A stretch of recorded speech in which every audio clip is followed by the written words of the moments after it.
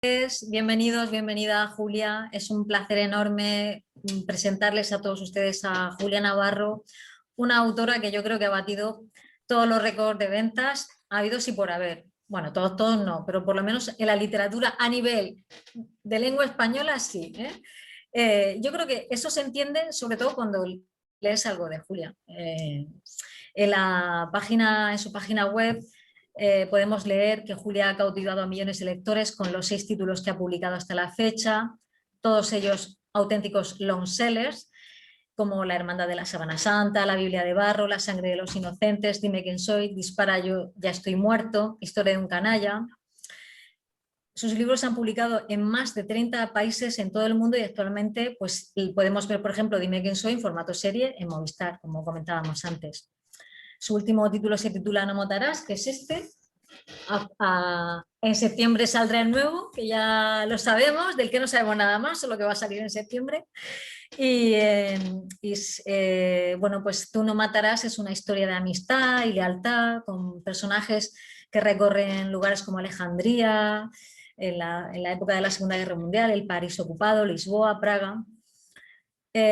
Julia, antes era periodista, eres una autora de, digamos, incorporación tardía al mundo de las letras, tienes una gran maestría, creo yo, bajo mi humilde punto de vista, una gran maestría a la hora de narrar, en la narración, llevas de un escenario a otro con mucha facilidad, tienes ese imán que atrapa a los lectores, ¿no? La aventura, eventos, personajes épicos, descripciones yo creo muy precisas, apasionantes, una gran verdad en los personajes.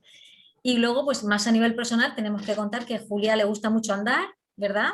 Sí. Que sales a pasear con tu perro Argos. Yo también, a mí me encanta andar. Puedo andar 8 kilómetros, 9, 10, 12. Si me dejan, es lo que más me gusta del mundo. Si puedo andar muchas horas, me encanta. Que lo hacía también, que lo sepas, Charles Dickens. Era un gran andador. Andaba 4 horas diarias y luego escribía. O sea, solo se dedicaba a eso. Los hijos los criaba otra gente, ¿no? Y, y luego pues es vegetariana, es exfumadora, ya fumaba hace mucho tiempo, ahora ya no, va a hacer pronto el Camino de Santiago, según Sí, he leído por ahí. a finales del mes de mayo me voy a hacer el Camino de Santiago, Muy bien. antes de que salga mi próximo libro. Y bueno, pues eres una persona de una gran humildad, yo creo, para ser una autora de tanto éxito, porque es verdad que en el mundo de las letras, pues hay gente no tan humilde y ya está, y no digamos nada más. Y bueno, lo que comentaba antes, que al leerme Dime quién soy, pues descubrimos un personaje, Amelia Garayoa, que es auténticamente apasionante y con muchos claroscuros, como muchos de tus personajes, pero a mí me ha encantado el personaje del periodista, porque claro, yo soy periodista, y la madre del periodista, que me recuerda mucho a mi madre, y a esta profesión, ¿no? tan precaria y bueno, que tiene un futuro muy incierto, si no oscuro. Pero bueno, de eso si quieres más adelante hablaremos del mundo del periodismo. Yo quería preguntarte por tu sentido de la literatura, de la narrativa. Según tus palabras, para ti leer es aprender a soñar, a viajar, a reflexionar, a sentir, A vivir. a vivir. ¿Pero leer es vivir o no? Leer también es vivir, porque a través de la lectura podemos vivir muchas vidas. Cuando abrimos las páginas de un libro, vamos a acompañar a unos personajes a través de unas peripecias vitales ajenas a la nuestra, de manera que vamos a vivir otras vidas acompañando a esos personajes a través de las páginas de un libro. Leer es, yo creo que es la mayor de las aventuras. Conoces gente distinta, formas de pensar diferentes, otros países, otros paisajes. Es siempre un descubrimiento, de manera que para mí la lectura es absolutamente imprescindible. ¿Por qué? Porque tengo esa curiosidad por conocer otras cosas. Y lo más fácil para conocer siempre otras cosas, para hacer esos viajes que a veces no podemos hacer en la vida real, pero sin embargo sí los podemos hacer cuando abrimos las páginas de un libro. ¿Y qué lees ahora mismo, Julia? ¿Qué lees tú? Pues mira, en estos momentos estoy leyendo un libro de David Grossman que se llama La vida juega conmigo. Eso es lo que en estos momentos estoy leyendo. Acabo de terminar un libro que me ha impactado, como todos los de Javier Marías, que se acaba, la última novela de Javier Marías, que es realmente fantástica y que yo aconsejo siempre, porque es un gran maestro de las letras y es siempre, yo creo que tiene el gran talento de no dejar a nadie indiferente. Sí, desde luego. Te puede gustar o no, pero indiferente no te deja. Eso es cierto, es así. ¿Cómo te puede gustar o no? Es imposible que no guste lo que escribe María. Lola, Lola. A mí me gusta regular, pero bueno, hay cosas suyas que sí me han gustado mucho, pero otras no tanto. Dice la crítica... Tomás Nevinson, te la recomiendo porque es una novela extraordinaria. Pues me la leeré con mucho gusto. Dice la crítica de los personajes de tus novelas que indagan sobre el peso implacable de la conciencia y el transitar entre esa frontera inhóspita que separa el bien y el mal. Con todo lo que está pasando estos días en la política, en el mundo, en la pandemia, en fin, lo de la conciencia, ¿piensas que se está perdiendo un poco? ¿O lo de la conciencia es algo como más generacional que sí, que se está perdiendo un poco? Que a lo mejor hace 40 años había más conciencia que ahora. No, vamos a ver, la conciencia es parte de la esencia del ser humano. La conciencia la podemos poner mordazas, podemos decir, no salgas, no aflores, no te quiero escuchar, pero es parte de la esencia del ser humano. A mí, ¿qué es lo que me interesa plantear en todas mis novelas? Esa tensión entre los claroscuros que hay en todos nosotros. ¿Qué es lo que realmente quiero? Es indagar en quiénes somos y por qué somos lo que somos. Para mí, mis novelas es una forma de viajar a lo más recóndito de nosotros mismos. Y eso es lo que siempre subyace en todas mis historias. En el fondo, mis obsesiones, contadas de forma diferente, pero afloran en todas mis novelas. También es una forma de decir, Julia, que el bien y el mal no siempre tienen una frontera tan definida, ¿no? Bueno, yo creo que el bien y el mal hay fronteras muy definidas. Luego hay también zonas grises, porque nadie es, decir, incluso las personas más buenas del mundo, seguro que en algún momento han tenido un claro oscuro en su vida, ¿no? En su caminar cotidiano. Entonces, a mí eso es lo que me interesa, es indagar en esa frontera, qué pasa en esa frontera y por qué de repente hay seres humanos que caen más en el lado oscuro y otros que logran salir o no entrar nunca en ese lado oscuro y mantenerse o en los grises o en la claridad, ¿no? que es difícil. Pero yo creo que el hombre es el último gran misterio que hay en este planeta. Es decir, ya los grandes descubrimientos aquí en la Tierra ya se han hecho. El hombre ha viajado por todos los desiertos, ha conocido todos los océanos, ha caminado por los grandes hielos. Es decir, queda muy poco por descubrir de lo que es el planeta Tierra. Y sin embargo, todavía hay una gran incógnita y es realmente quiénes somos, por qué somos lo que somos, qué estamos haciendo aquí. ¿Qué sentido tiene la vida?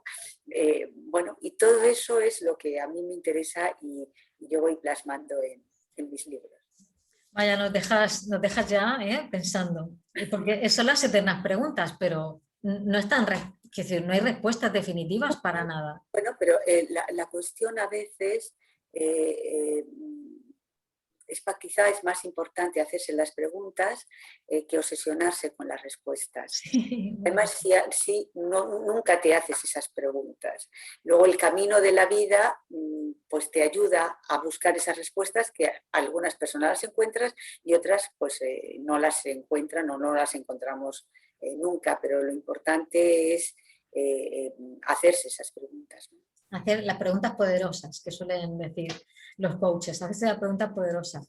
Bueno, quería comentar que antes son las 5:05, que esta entrevista no solo la voy a hacer yo, la idea es también que las personas que están al otro lado participen, así que podéis ir dejando en el chat vuestras preguntas y luego con mucho gusto leeremos las que podamos, ¿vale? Todas las que podamos hasta la hora de término de este encuentro de escritores en su tinta. Es un título magnífico, ¿eh? Sí, es de Manuel Moyano, que está por aquí. Ese escritor también se lo inventó él, Manuel. Manuel, felicidades. Yo creo que eso le dio mucha suerte al ciclo, está clarísimo. Si Uy, no, sí. Sí, una gran suerte, desde luego. Oye, tus personajes viajan mucho.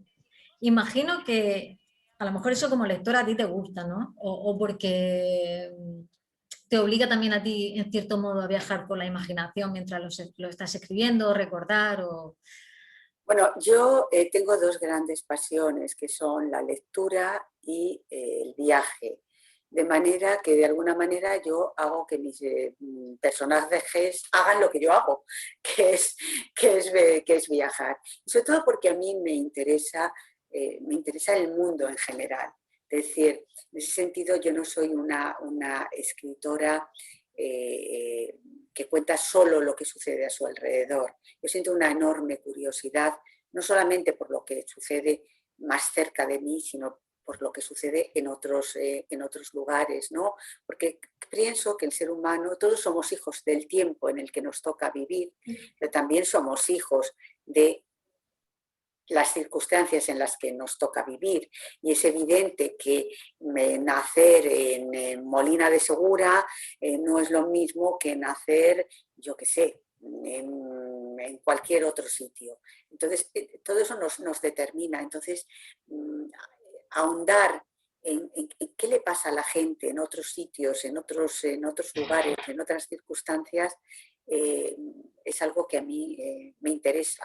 En esa búsqueda permanente de intentar comprender al ser humano. En Dime quién soy, la protagonista es una mujer, Amelia Garayoa, No, una mujer... no estoy de acuerdo contigo, Lola. Bueno, ¿no? No, no. O sea, es decir, mis Hay novelas varios protagonistas, pero sobre todo es ella. son bastante corales. Sí, sí, sí lo es. La protagonista no es Amelia Garayoa. Los protagonistas, yo te diría que son más protagonistas los hombres que la acompañan en su peripecia vital que ella misma, porque no se puede entender a Amelia sin todas esas personas, sin todos esos hombres con los que ella se va cruzando a lo largo de su vida. Bueno, pero sí que... La vida de Amelia habría sido absolutamente plana sin ellos. Claro, no, es verdad que, digamos, el acicate para que ella haga muchas cosas, y no vamos a destripar más, son los hombres. Bueno, pero... es una novela ya que fíjate, salió en el 2010, o sea, yo creo que ya está totalmente destripada y además como se ha hecho la serie, estoy segura que muchas personas pues a lo mejor sí se han acercado a ver la novela.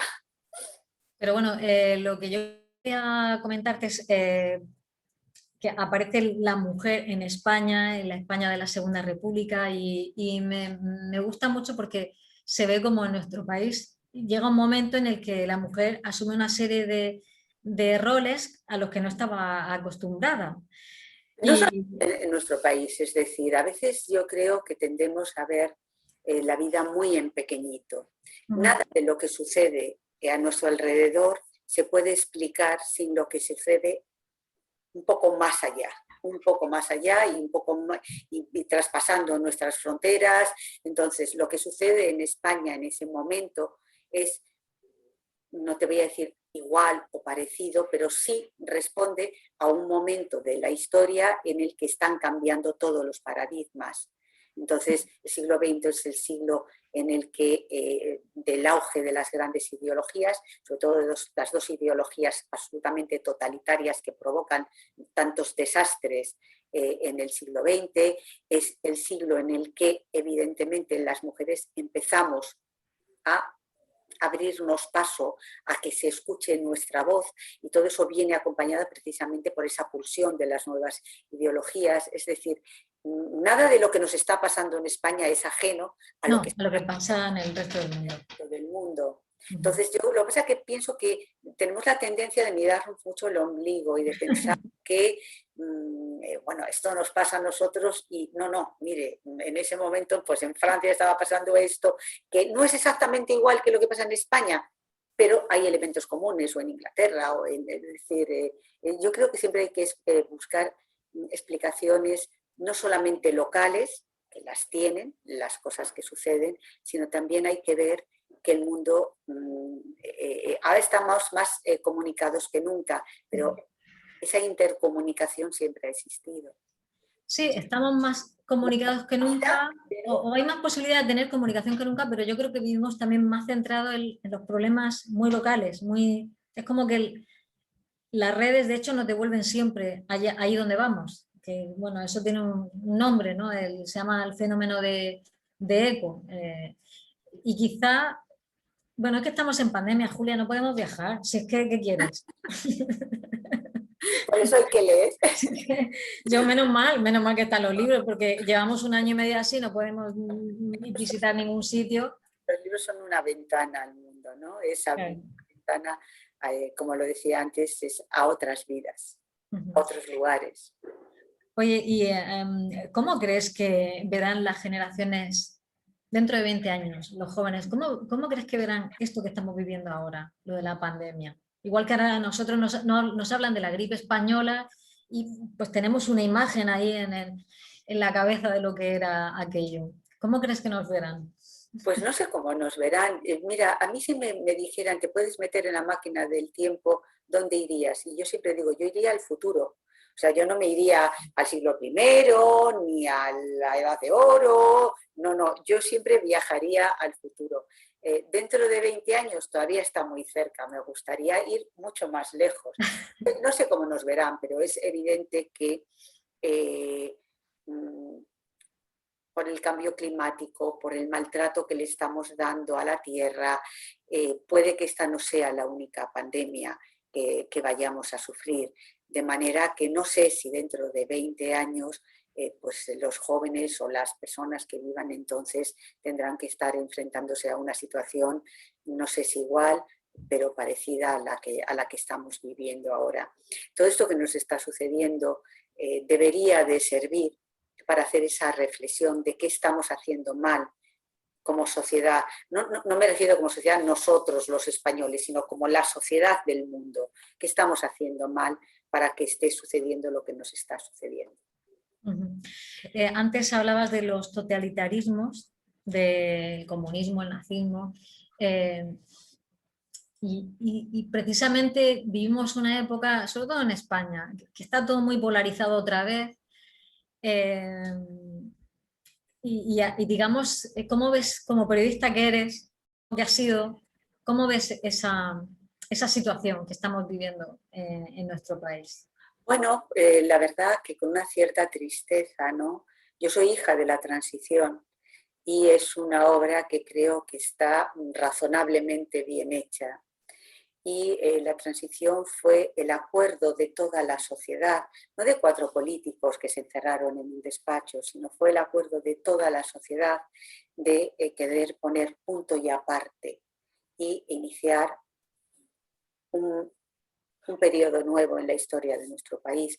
Y eso ha funcionado, y ha funcionado con luces, con sombras, con dificultades, pero ha funcionado también razonablemente bien hasta no hace mucho. Lo que pasa es que hay gente que por su edad pues ha llegado tarde, es decir, son más jóvenes, entonces no les dio tiempo a ser antifranquistas y entonces ahora son antifranquistas. Lo que pasa es que Franco está muerto. No pudieron hacer la transición y entonces quieren denostar esa obra que se hizo colectivamente, insisto, que no le hicieron 4 políticos encerrados en un despacho, sino que fue el impulso de toda la sociedad española. Entonces, yo lo veo con preocupación, que esa obra bien hecha por toda la sociedad, ahora la quieran derrumbar pero tampoco sé muy bien para construir qué. Tampoco sé muy bien cuál es el modelo de sociedad. Por lo que apuntan algunos, a mí ese modelo de sociedad no me gusta nada, porque me parece que sería un retroceso en el campo de, bueno, pues de la buena convivencia y de las libertades.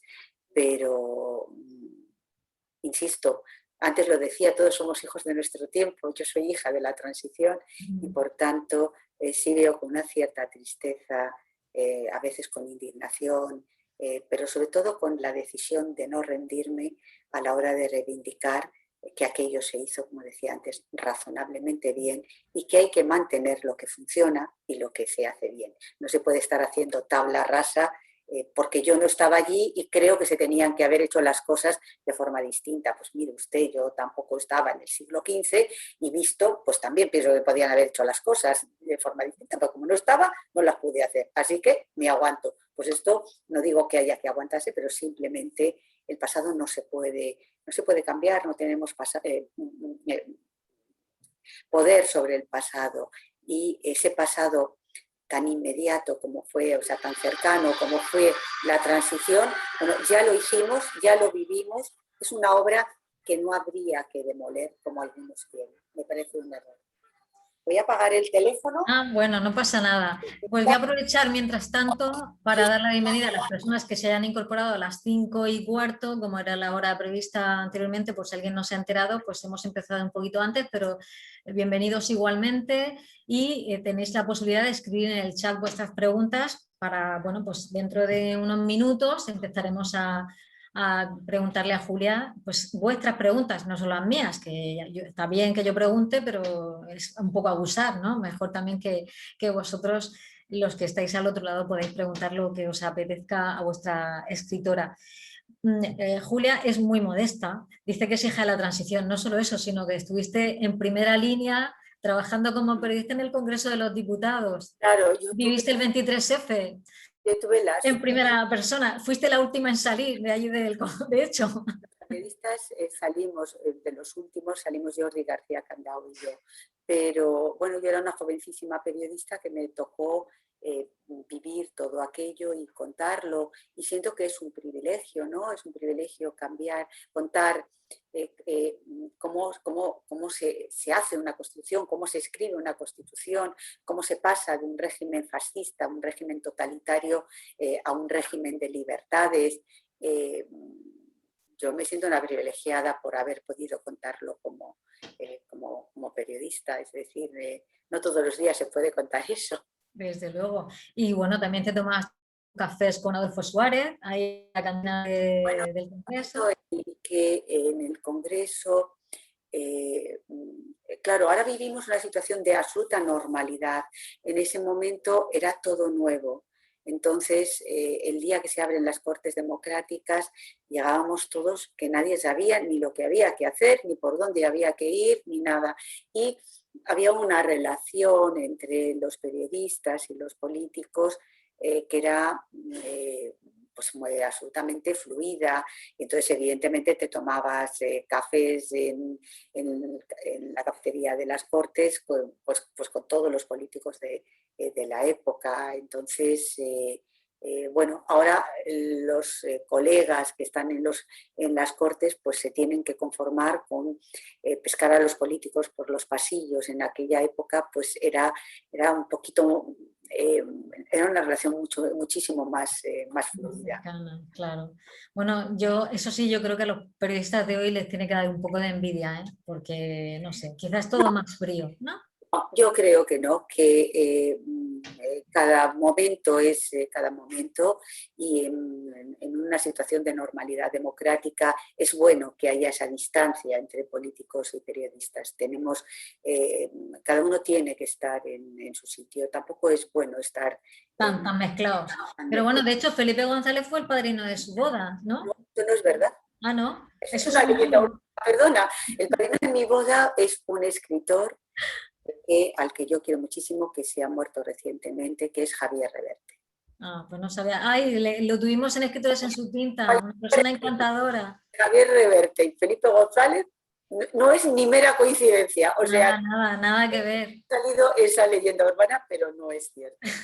La madrina de mi boda fue Javier Reverte y la madrina de mi boda fue Pilar Cernuda, una querida... Sí, la conocemos. Bueno, pues nada que ver, pues, desmentido queda, ¿eh? Porque me cae mucho mejor Javier Reverte, la verdad, ¿qué quieres que te diga? Felipe González me cae estupendamente, pero simplemente no fue el No padrino. era, no era.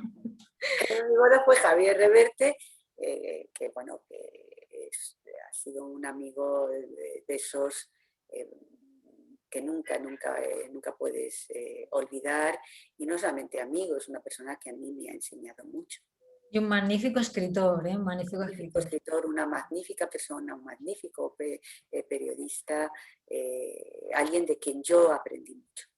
Una persona además muy divertida. Yo recuerdo que fue muy divertida su charla, fue encantador tenerlo aquí en Molina de Segura. Bueno, vamos a cotillar un poco más de tu vida, que esto me gusta. Tú soñabas con ser bailarina, Julia. Sí, yo soñaba con ser bailarina de ballet y no lo fui porque no me dejaron, porque claro, yo lo que quería era irme a estudiar ballet, a hacer ballet, pues yo me quería ir a Londres o a París. Entonces en casa, claro, yo pertenezco a una generación que ahora no es como nuestros hijos, ¿no? Que ya con 8 años les metemos un avión, les mandamos a Inglaterra o a Estados Unidos a que aprendan inglés durante los veranos o que vayan a estudiar fuera.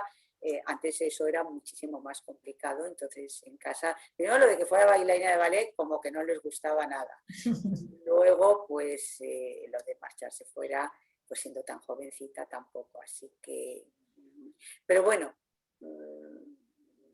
ese es un sueño que nunca he cumplido, pero no se puede cumplir todos los sueños. Tampoco voy a lamentarme. Bueno, pues quizá haya en el futuro una protagonista de tus novelas que sea bailarina de ballet, quién sabe, ¿no? Bueno, mira, en Tú no matarás hay 2 bailarinas. Una de ellas es una bailarina de ballet, es un personaje, es una bailarina checa y es un personaje muy que yo creé con mucho cariño y con muchísima emoción, y que a mí es uno de los personajes que más me gustan de mi última novela, de Tú no matarás.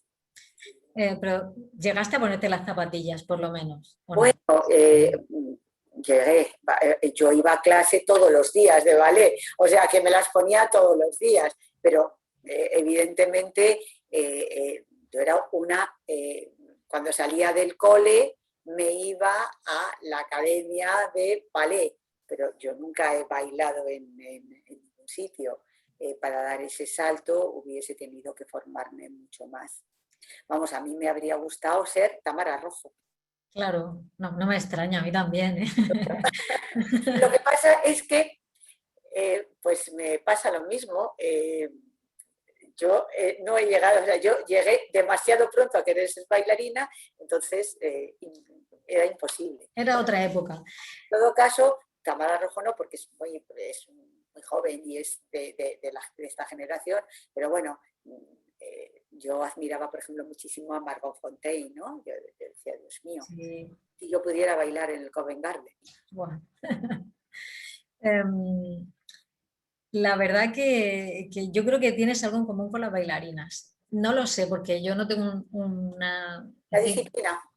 Sí, creo que eres muy disciplinada, porque para escribir estas novelas tienes que ser muy disciplinada. Yo te imagino, porque no te conozco en persona, no tengo, ¿sabes?, una mirilla para ver lo que haces en tu casa, pero te imagino levantándote siempre a la misma hora, con unos hábitos muy regulares. Y yo tenía una compañera de ballet, de habitación en Madrid, que era bailarina y era muy disciplinada, mucho, ¿no? No estaba ni un segundo de más en la cama. La disciplina, el espíritu de sacrificio, el sufrimiento, pues... Mira que no me fío, que no me fío. Tenemos por ahí alguien... ya te veo otra vez, Lola. Bueno, pues eso, la disciplina yo creo que es una de las... de lo que a mí me ha quedado prendido de los años en los que yo estudiaba ballet. Además, claro, el acuerdo en casa era sales del cole y vas a ballet, pero luego no puedes suspender. Y cuando llegues de clase de ballet tienes que estudiar y tienes que hacer los deberes. Y si suspendes, se acaban las clases de ballet. Entonces eso te obliga, o me obligaba, a no solamente ser muy disciplinada, sino a tener ese sentido del sacrificio, ¿no? De decir, aunque llegue agotada, aunque no pueda ni con mi alma, no pueda ni con las zapatillas, pero ahora me tengo que poner a hacer los deberes de matemáticas o de lengua o de lo que fuera. ¿Qué tendrá la danza, ¿no? Que logra que las personas hagan esos sacrificios tan enormes, porque la vida de los bailarines, yo conozco algo, me ha tocado de cerca y me parece impresionante. ¿Qué tendrá? Bueno, ¿Qué tendrá la danza? ¿Qué tendrá? como todas las artes, ¿no? La danza es un arte, como es la pintura, como es la música, como es todo, todas las cosas en la vida que hacemos, todas tienen un valor y todas son importantes para la persona que lo hace. Tampoco hay que sacralizar nada de... Ya, no, sin sacralizar, pero tiene un enganche especial, yo es lo único que creo, porque yo he visto hacer cosas increíbles a conocidas mías bailarinas y, bueno, increíbles, para poder bailar, para Sí. no dejarlo nunca. Comentas, Julia, que a ti te buscan las historias, pero me pregunto cómo llegan los personajes a ti. Yo me encuentro las historias, me las encuentro, ¿cómo me las encuentro?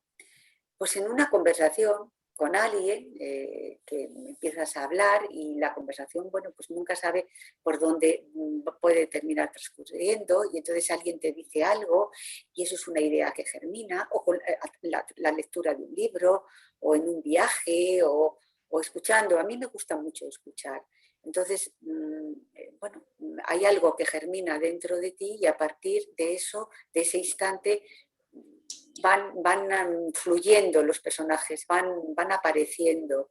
Es que es muy difícil explicar cómo se crea. A mí por lo menos me resulta muy, muy difícil. Cuando algún joven escritor me dice, ¿cómo se escribe una novela? Y digo, ¿y ahora cómo se lo cuento yo? Es que no sé cómo se lo voy a contar. Se va a pensar que es que no se lo quiero decir, pero es que realmente no hay una fórmula de... No. Creo que no lo hay. Porque sí que es verdad que hay algunos autores que crean el personaje primero y lo tienen todo perfectamente definido en un bloc de notas.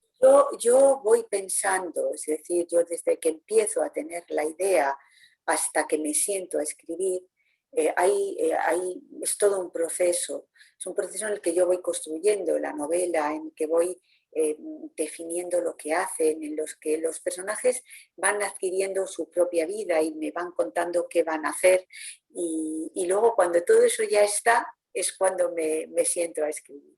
Ajá. Y cuando toca desembarazarse ya de la novela, cuando ya uno ha terminado la novela, ¿qué sientes, Julia? ¿O tienes que despedirte de esos personajes?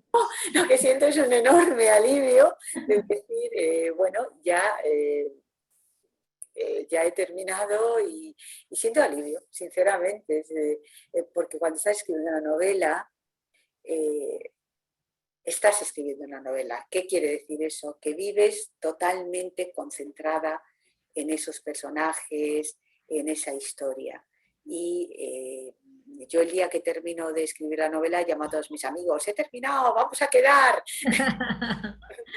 Es un momento para mí de euforia. Estoy viendo que aparecen como preguntas por aquí. Sí, vamos a empezar a leer. Comenta Soledad que hoy es el Día Mundial del Arte, que antes hablábamos del arte, por el aniversario del nacimiento de Leonardo da Vinci, que también sería un gran personaje, ¿eh? No, yo creo que sí. Un poco alejado de lo que tú sueles escribir, pues tú te quedas en el siglo XX más bien, pero...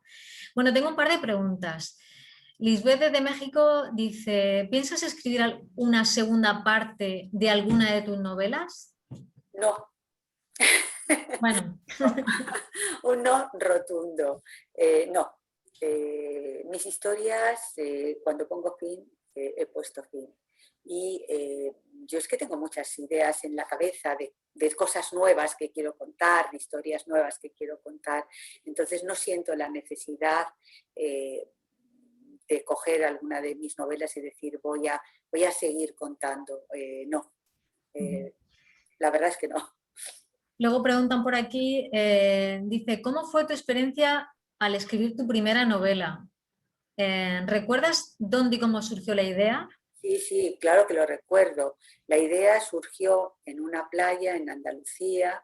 Estaba con mi hijo entonces era pequeño y bueno, pues como muchos niños, ¿no? Cuando llegaba la hora de ir a comer es, espérate un poquito más, espérate un poquito más. Y yo, a mí que no me gusta nada tomar el sol, yo ahí metida debajo de una sombrilla, siempre me bajaba los periódicos y me leía todos los periódicos. Y un día de esos, desesperada de mami, un poquito más, terminé leyendo los obituarios de los periódicos. Fíjate en mi grado de desesperación. Y entonces encontré un obituario que hablaba de que había muerto un microanalista forense importante, Walter Macron, un hombre que había puesto bajo su microscopio la sábana santa de Turín. Venía una historia de si la sábana era auténtica, si era falsa, y es que eso que te hace clic la imaginación, y empecé a imaginar mi novela, empecé a imaginar la hermandad de la sábana santa, y bueno, en ese momento es cuando a mí se me ocurrió la primera trama de mi primera novela. Julia, la verdad que y ya pues... Tendría que haber dicho algo más glamuroso, ¿no? No, pero yo es que esto lo he leído en alguna parte, que lo has contado en algún sitio, pero claro, una persona que es periodista y luego se hace novelista, pero de jovencilla algo escribirías, ¿o no? ¿O no? Mira, yo antes de las novelas escribí libros de política, libros de ensayo, es decir, yo ya venía de escribir libros, pero la verdad es que nunca había pensado en escribir una novela, no era una pulsión que yo tuviera dentro de mí. Yo he sido una enamorada de mi profesión, del periodismo, y por tanto era algo que cumplía con todos mis sueños, con lo que yo quería, ¿no? Y nunca se me había ocurrido decir, voy a escribir una novela.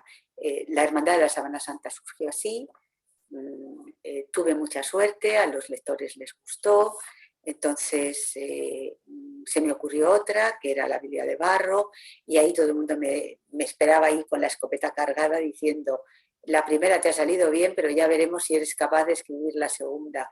Bueno, también me salió bien.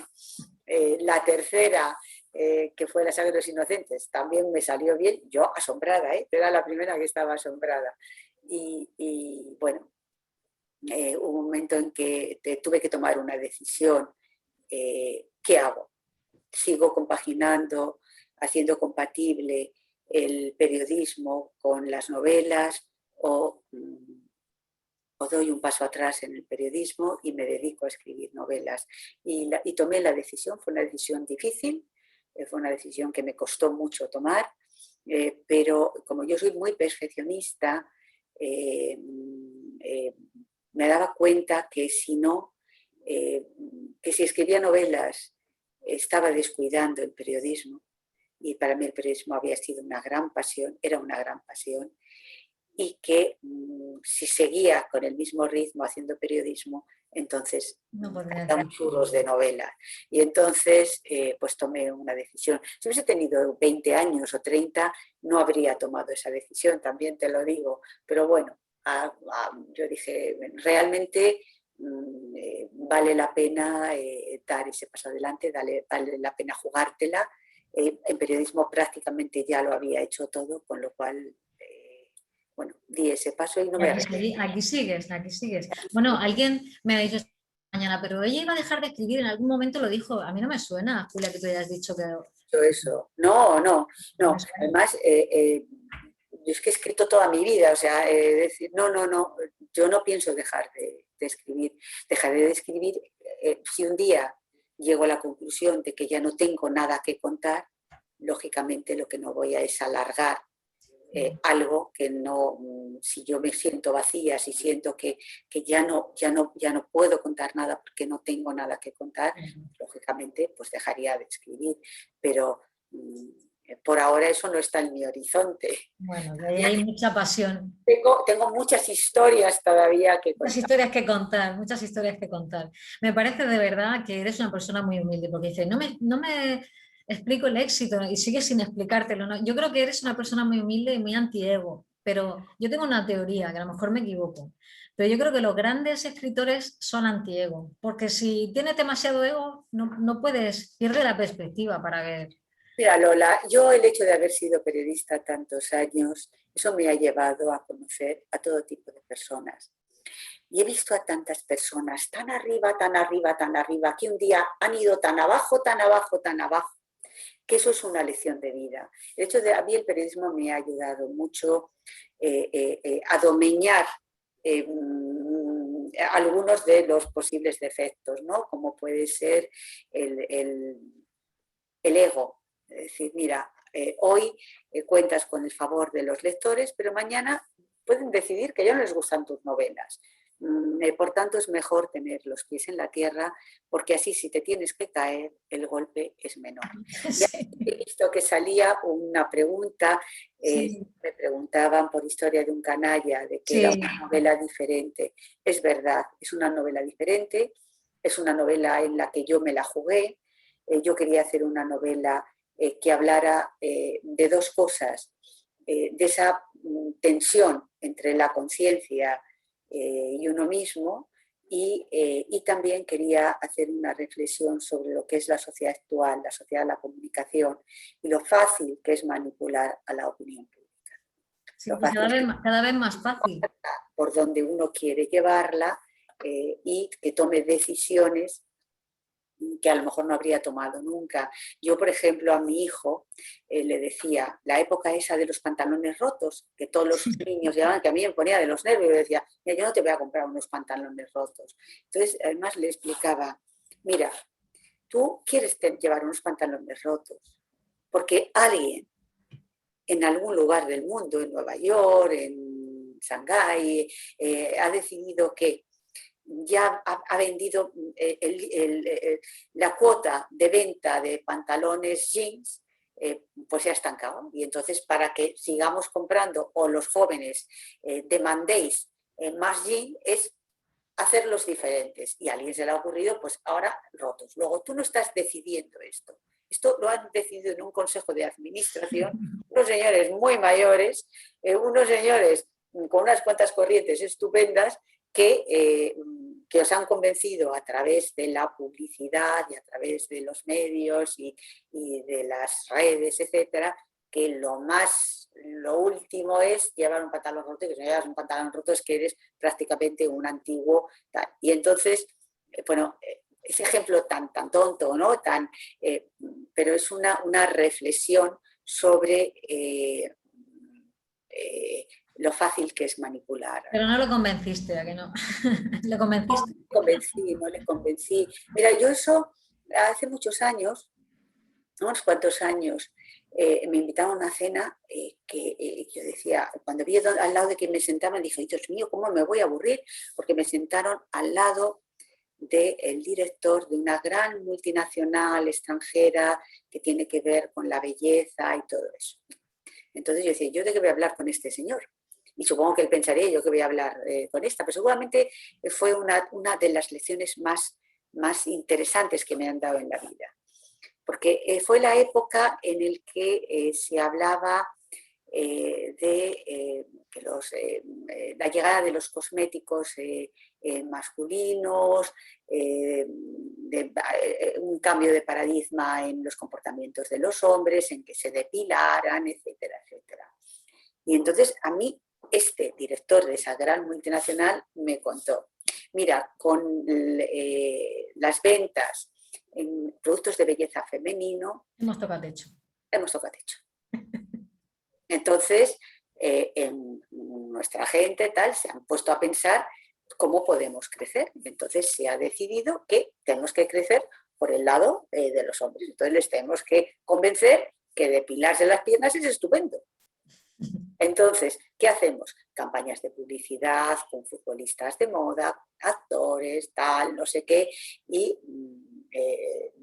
bueno, es eso, ¿no? Es muy fácil caminarnos y cada vez más, yo creo, ahora con todas las tecnologías estas que... La sociedad haga determinadas cosas creyendo que las está haciendo, que las quiere hacer, cuando es algo que decide un consejo de administración en no sabes qué lugar, porque es que tienen que crecer las ventas. ¿Hasta qué punto somos libres? También me pregunto yo, ¿no? Eso es lo que yo quise contar en Historia de un canalla. Eh, bueno, son las 5:42. Todavía podéis hacer preguntas en los que estáis al otro lado, que no perdáis la oportunidad de hacer alguna. Mira, y además Julia Ya, tiene muy buena vista y la está leyendo antes de que la lea yo. Mira, como dice Divino. no, Dice, no, perdona Lola, antes me han preguntado si como periodista de la transición no me he planteado escribir una novela de esa época. Y la respuesta es que la verdad es que no me lo he planteado. Aunque en mi última novela, En Tú no matarás, en las últimas páginas, el último capítulo, hablo un poco de la transición y reivindico ese momento. Así que en Tú no matarás ya recojo algo de lo que, muy poquito, pero de alguna manera ahí ya me he metido. Ahora, hacer una novela exclusivamente de la transición, no. Dice Divino, La sangre de los inocentes es la última novela que he leído y los personajes siguen danzando en mi cabeza. Es maravilloso leer cómo se entrelazan las historias y tras concluir la novela seguir pensando en ellos. Dice Ana Salar que ¿qué te ha parecido la serie de televisión Dime quién soy? Pues mira, te contaré que es un proyecto que comenzó hace más de 6 años y que ha durado más de lo que tendría que haber durado porque yo he sido absolutamente insoportable. Me he peleado con los guionistas continuamente. Ha sido una batalla campal, me ha estresado muchísimo. Los guionistas me presentaban unos guiones que yo decía, sí, esto está muy bien, pero esta no es mi novela. Entonces, escribir vosotros una historia, pero no digáis que está basada en mi novela, porque esto no tiene nada que ver con mi novela. Conseguir que Dime quién soy resulte reconocible para los lectores ha sido una batalla de 6 años. Yo creo que tengo que el gremio de los guionistas tienen una pésima opinión de mí porque deben pensar que soy pesada, exigente, intratable, o sea, lo peor. Pero bueno, yo me peleé mucho para dos cosas, para que los guiones realmente reflejaran Dime quién soy, sabiendo que el lenguaje literario no es lo mismo que el lenguaje audiovisual y que a lo mejor pues hay 3 capítulos que tú tienes que contar en 2 minutos con 3 miradas, pero bueno, que recogiera el espíritu de la novela, eso es por lo que yo batallé. Y luego también batallé muchísimo para que Irene Escolar fuera la que protagonizara el papel de Amelia Garayoa. Eso fue también una batalla. Y bueno, hasta que se convencieron los productores de que o era Irene, pues ahí estuvimos una... Eres durilla, durilla. No, ¿sabes lo que pasa, Lola? Que yo escribo y yo no tengo ningún interés en que se hagan, mis obras lleguen ni a la tele ni al cine. Por tanto, yo pienso en mis lectores. A ver, dice que Irene... ¿ha merecido la pena? Irene está fabulosa y te lleva a Amelia. Pues sí, Ana, yo creo que ha merecido la pena. Creo que el resultado es un resultado digno y efectivamente Irene está fabulosa. La serie se ha estrenado en Estados Unidos y la van a presentar a los Emmys. Vamos a ver luego si hay suerte o no hay suerte, pero el hecho de que la productora americana que participó, porque participaron, hubo capital norteamericano que participaron en la producción, haya creído en esta serie y la hayan presentado a la preselección de los Emmys, pues ya es algo importante. Bueno, quiero hacerte una pregunta, Julia, porque a mí me pasa bastante con el tema de los bestsellers. A mí hay muchos bestsellers que me encantan, pero a determinado tipo de gente parece que si un libro se vende mucho tiene que ser malo o se le ve como algo menor. ¿Por qué crees que existe? Además, creo que eso solo pasa en España, no pasa en otros sitios. ¿Existe este prejuicio tonto hacia los bestsellers? Porque de hecho hay grandes bestsellers. Si nos podemos poner, ¿no te acuerdas del 1, 2, 3? 1, 2, 3, respondo otra vez. Grandes bestsellers que son grandes novelas. El Quijote de Cervantes, Romeo y Julieta de Shakespeare, El Señor de los Anillos, 10 negritos, en fin, mucho más. Bestseller lo único que significa es libro que se vende mucho. Nada más, eso es lo que significa. Lo que pasa que es verdad que en España tiene una connotación negativa. ¿Por qué? Porque hay pues una parte de las críticas o de sectores intelectuales que piensan que la cultura, en definitiva, es algo de pocos y que si se abre a muchos, entonces de alguna manera se vulgariza. Y sí, pero es un pensamiento en el fondo muy soberbio y muy elitista. Entonces, si un libro se vende mucho, ese libro es sospechoso de a lo mejor no ser un libro de calidad, lo cual es una enorme majadería, porque libros que se han vendido muchos hay libros realmente extraordinarios. El nombre de la Rosa de Eco, 100 años de soledad, El Quijote, decías tú, decir, claro, entonces decir un libro se venda mucho es sospechoso, pues solamente a un idiota se le puede ocurrir eso. También hay muchos libros que se venden mucho y que efectivamente no tienen una gran calidad. Bueno, pero hay libros que no se venden nada, son horribles, no tienen calidad por no venderse, y libros que no se venden nada y sin embargo son fantásticos y da muchísima rabia que no hayan tenido bueno, pues el eco que merecen. Entonces, poner etiquetas es algo muy cansado, muy aburrido, muy antiguo, muy elitista y que a mí sinceramente me parece una pérdida de tiempo. Yo hasta ahora he tenido la suerte de contar pues con el cariño de los lectores. ¿Voy a contar siempre? Pues no lo sé. Ojalá, evidentemente cuando yo me siento a escribir, quiero comunicarme con el mayor número posible de personas. O sea, no digo, no, yo quiero comunicarme con los 100 de la élite que están en... No, mire usted, yo quiero comunicarme con todo tipo de personas que abren las páginas del libro y que se van a encontrar con una historia que yo he escrito para ellos. Y me da lo mismo que sea para un ingeniero nuclear, que para mi abuela, que para... Es que me da igual. Lo fantástico es compartir eso. Dice, recomiende uno de esos libros magníficos que no han sido éxito de ventas. Hay muchos libros magníficos que no han sido éxitos de ventas, pero no lo voy a decir porque sería un poco como ofensivo para los autores, pero hay libros que a mí me han fascinado y yo digo, pero ¿y por qué este libro no se vende? Te advierto que yo cada vez que leo un libro que me gusta, me da igual que se venda mucho, se venda poco. No, igual. Para regalarlo a todos mis amigos. Tengo entendido que su marido es el primero que pasa la prueba del algodón del libro, es el primero que se lo lee cuando ha terminado, ¿no? Sí, efectivamente. Yo soy casada con un periodista, Fermín Bocos, que además él también es escritor, ha sido profesor en la universidad hasta ahora, pero digo hasta ahora porque se acaba de jubilar, y es mi primer lector y es la persona de la que yo más me fío. Sí, es la prueba del algodón. Veo y si veo que hace así, digo, uy, no le está gustando nada, pero bueno. Bueno, yo creo que también el ser periodista da un oficio a la hora de escribir. Quiero decir, el tener la herramienta del periodista sí te da un cierto oficio, ¿no? Mira, me pregunta Sara, de todas tus novelas, ¿cuál ha sido la más especial para ti? Uy, Sara, eso sí que es difícil. Mira, todas responden a un momento determinado de mi vida, por tanto, todas son importantes para mí. No sería capaz de elegir, es como si a un padre y a una madre les dices elige entre tus hijos, es que no puedes.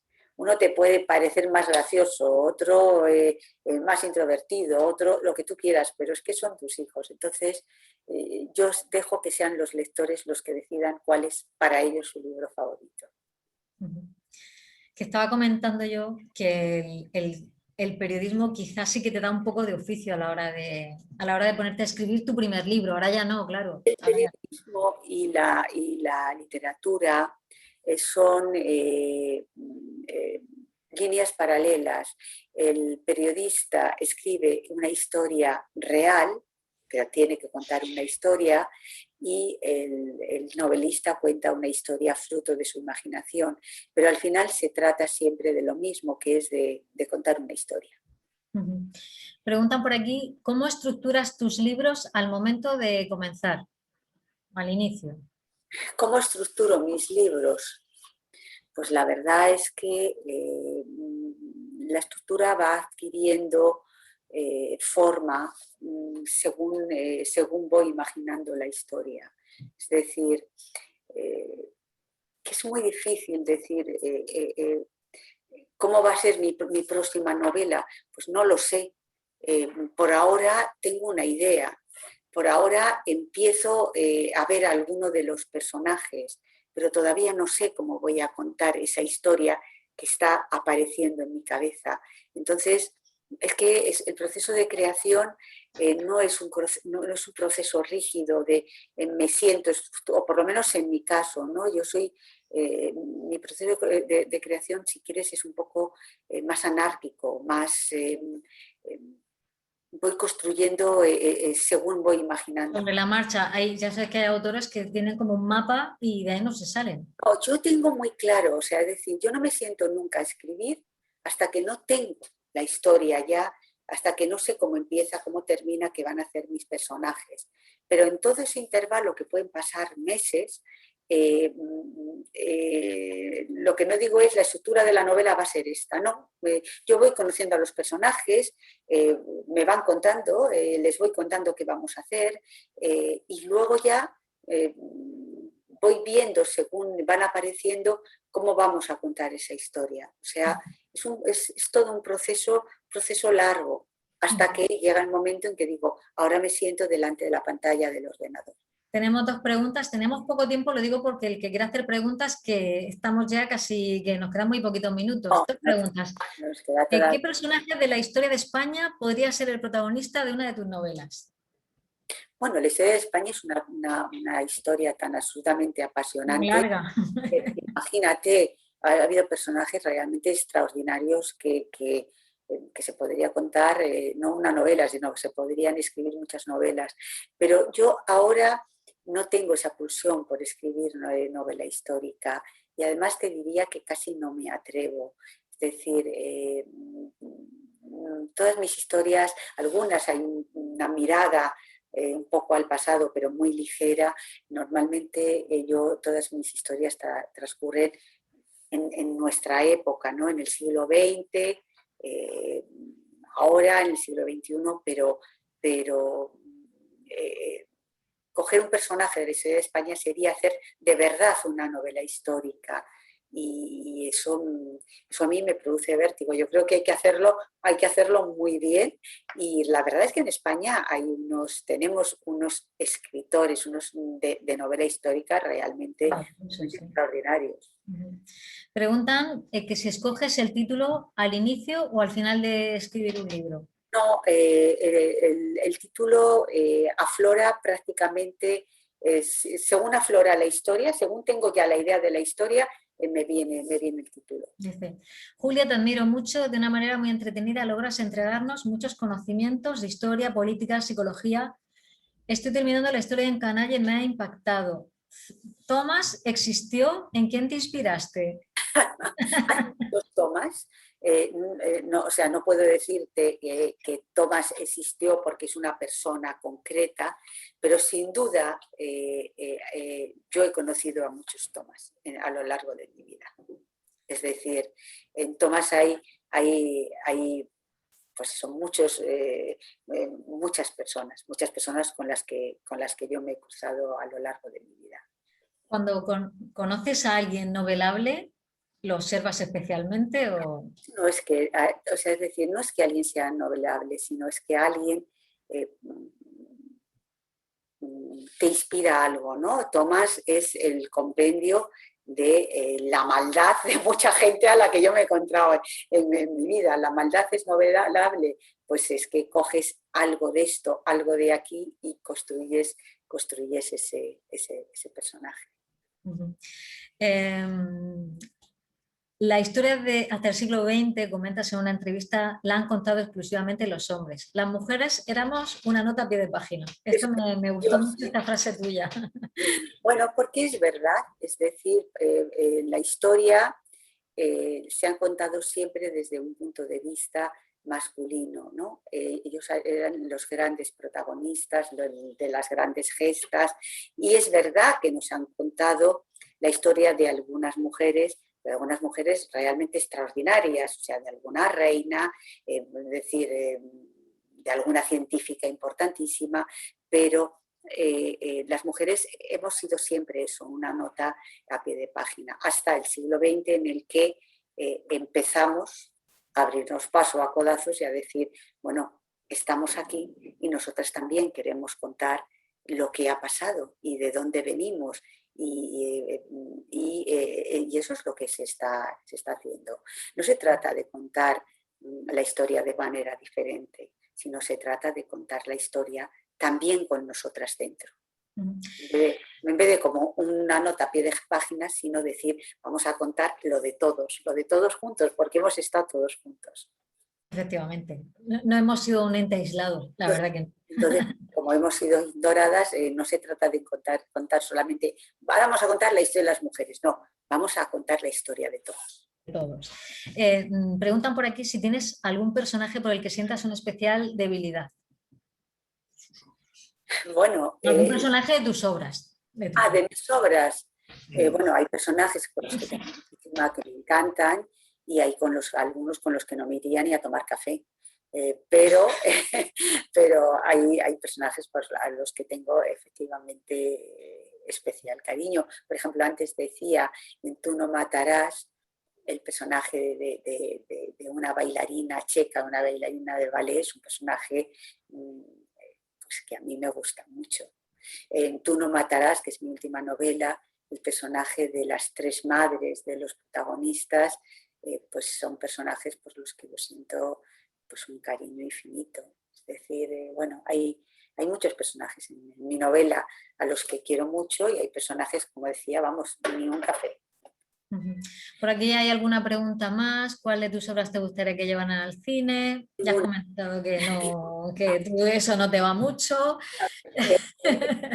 Se puede que este agua no beberé, y que lo único que yo digo es que yo no escribo con la intención de a ver si tengo suerte y me llevan al cine o a la tele. No, yo escribo para los lectores. Si se vuelve a dar en algún momento una circunstancia y esa circunstancia me convence, pues puede ser. Pero en principio no es algo que yo tenga ni pensado ni que me apetezca en estos momentos especialmente. Bueno, pues ya prácticamente llega la hora de despedirnos. Julia, no queremos robarte tiempo, que sabemos que tienes una cita ineludible y ha sido así por casualidad. Sí, una cita ineludible porque mi hijo va a firmar ahora las arras de un piso que se va a comprar, y entonces pues cuando ha dicho el notario y nos ha dado la hora, pues corre, claro. Vamos a decir que no. Pues nada, son ya las 6 en punto, te saludan desde Panamá, muchos mensajes de cariño para ti, Julia. Muchísimas gracias por haber estado en Escritores en su tinta, en este Escritores en su tinta online. Ha habido mucha gente al otro lado mirando la charla, ha sido un placer enorme. Yo, como la editorial me ha mandado varios de tus libros, me los voy a seguir leyendo así poco a poco, porque ya me tienes enganchada, ya soy fan. Yo quiero dar las gracias a todos vosotros que estáis aquí, pero también quiero dar las gracias a todos mis lectores de América Latina, porque a mí me han acogido siempre con tanto cariño. Es decir, he dejado tantos amigos por todos los países de América Latina por los que he ido, que bueno, me hace muchísima ilusión saber que hoy hay amigos de Panamá o de Costa Rica, de Puerto Rico, de México también, de Ecuador. Muchísimas gracias por estar ahí, y también decirles que estoy deseando que me pongan todas las vacunas, que abran las fronteras para ir a verles. Pues sí, será un gusto, de verdad que sí. Y nosotros te esperamos aquí en Molina de Segura cuando pueda ser, Julia. También vacunados y ya sin mascarilla, por favor. Yo, en cuanto me pongan, ayer me pusieron la primera dosis de vacuna, así Bien. que en cuanto me pongan la segunda dosis, yo creo que, hombre, con todas las precauciones y porque tenemos que seguir teniendo cuidado, pero yo espero que cuando estemos realmente una buena parte de los ciudadanos vacunados podremos recobrar un poco de nuestra vida. Yo solamente hago que decir que yo quiero que me devuelvan mi vida allá donde la dejé, que fue pues aquel día de marzo en el que nos confinaron y de confinamiento que se ha ido aflojando, pero que todavía no podemos abrazar a las personas que queremos, todavía no podemos estar sin mascarilla, todavía no podemos reunirnos con los amigos, así que yo quiero que recuperar mi vida allí donde la dejé. Gracias, Julia. Nos quedamos con ese deseo para todos. Gracias a Molina de Segura y a todos los que han estado al otro lado. Y hasta el próximo Escritores en su tinta. Muchas gracias. Gracias, Julia.